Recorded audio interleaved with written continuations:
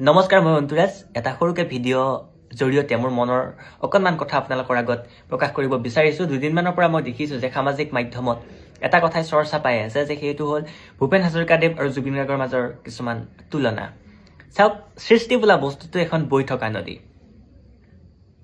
ই ৰৈ থকা পানী নহয় পুখুৰী নহয় হ্ৰদ নহয় ই বৈ থকা নদী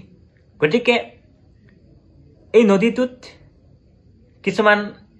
ঘাট আগত থাকে কিছুমান ঘাট পিছত থাকে সেই নদীৰ পানীয়ে দুইটা ঘাটক চুই যায় গতিকে সেই এটা ঘাটৰ কিছুমান গুণ কিছুমান শৈলী কিছুমান প্ৰাসংগিক বিষয় অন্য এটা ঘাটলৈ আহি যোৱাটো স্বাভাৱিক আৰু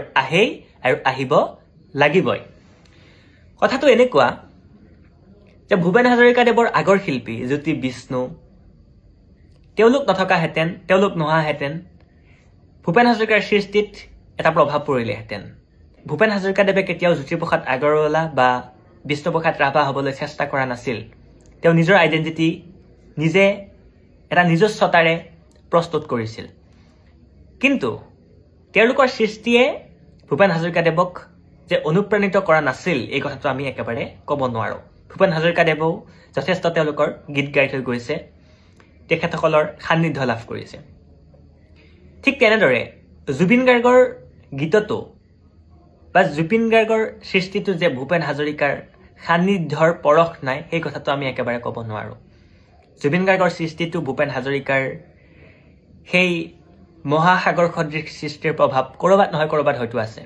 কিন্তু জুবিন গাৰ্গে কেতিয়াও নিজকে দ্বিতীয়জন ভূপেন হাজৰিকা সজাবলৈ চেষ্টা কৰা নাছিল পাৰ্থক্যটো ইয়াতেই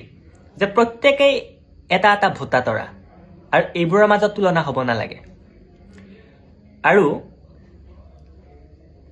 এই আকাশৰ ভোটা তৰাবোৰৰ মাজত এটা সাদৃশ্য আছে সাদৃশ্য এইটোৱেই যে প্ৰত্যেকেই অদ্বিতীয় যিটো সময়ত আমি ভূপেন হাজৰিকাদেৱক হেৰুৱালো সেইটো বয়সত আমি বৰ বিশেষ পৰিপক্ক হৈ উঠা নাছিলোঁ আমি সৰু আছিলোঁ সেইটো বয়সত ভূপেন হাজৰিকাদেৱক আমি চিনি নাপালোঁ কিন্তু এতিয়া ভূপেন হাজৰিকাদেৱক আমি বুজি পোৱা হৈছোঁ আৰু এই বয়সত যদি আমি ভূপেন হাজৰিকাদেৱক বুজি নাপাওঁ তেনেহ'লে সেইটো ভুল আমাৰ হ'ব বুজি পোৱা বয়সত এজন মানুহক যদি আমি বুজিব নোৱাৰোঁ বা বুজিব চেষ্টা নকৰোঁ সেইটো এটা অপৰাধ হ'ব অসমীয়া জাতিৰ কাৰণে সেইটো এটা অপৰাধ হ'ব ঠিক তেনেদৰে বৰ্তমান যিসকল সৰু সৰু ল'ৰা ছোৱালী যোৱা 5 বছৰত জন্ম পাইছে বা ভৱিষ্যত প্ৰজন্ম তেওঁলোকে জুবিন গাৰ্গৰ সেই সত্তাটোক বা জুবিন গাৰ্গৰ সেই সময়খিনিক তেওঁলোকে নাপালে বা বুজি উঠিব নোৱাৰিলে কিন্তু এদিন গৈ তেওঁলোক যেতিয়া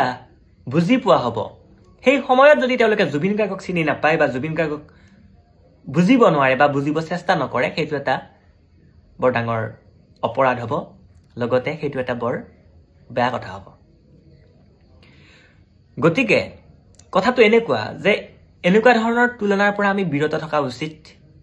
এইবোৰে মিছাতে বিভ্ৰান্তিৰ সৃষ্টি কৰিব এইবোৰে কেতিয়াও আমাক সৃষ্টিৰ পথত আগুৱাই যাব প্ৰেৰণা দিব নোৱাৰে এইবোৰে আমাক পিছলে টানি থাকিব জ্যোতি বিষ্ণুৰ প্ৰেৰণাই যিদৰে ভূপেন হাজৰিকাক ভূপেন হাজৰিকা হোৱাত সহায় কৰিলে ভূপেন হাজৰিকাৰ আদৰ্শই যিদৰে জুবিন গাৰ্গ হোৱাত সহায় কৰিলে ঠিক তেনেদৰে জুবিন গাৰ্গৰ আদৰ্শই অইন কোনোবা এজন হ'বলৈ প্ৰেৰণা যোগাব আৰু যোগাই থাকিব আৰু সেইটোৱে হ'ব লাগে যেতিয়া এনেকুৱা ধৰণৰ দুটা মহান সত্তাক তুলনা কৰা হয় তেতিয়াহ'লে মনত অকণমান আঘাত পোৱা যায় আৰু সেইবাবেই